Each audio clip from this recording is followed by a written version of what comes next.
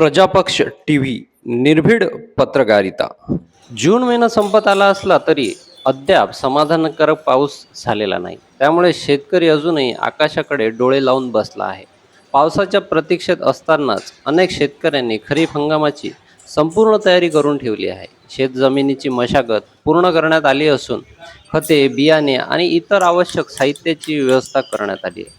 आधुनिक यंत्रसामुग्रीचा वापर वाढला असला तरी ग्रामीण भागात अनेक सामान्य कास्तकार आजही पारंपरिक बैलजोडीच्या माध्यमातून शेती करतात.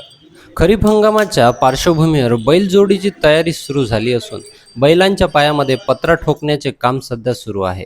या कामासाठी आज परिसरातील अनेक शेतकरी एकत्र आले होते. बैलांची योग्य काळजी घेत त्यांना शेतीच्या कामासाठी सज्ज करण्यात येत आहे. पाऊस केव्हा बरसणार याकडे सर्वांचे लक्ष लागले असून चांगल्या पावसाच्या आशेवर शेतकरी आगामी हंगामाची तयारी करताना दिसत आहे. आता लवकरच पाऊस बरसावा आणि खरीप हंगामाला सुरुवात व्हावी अशी अपेक्षा शेतकरी व्यक्त करत आहेत. अधिक बातम्यांसाठी चॅनलला जरूर सबस्क्राईब करा.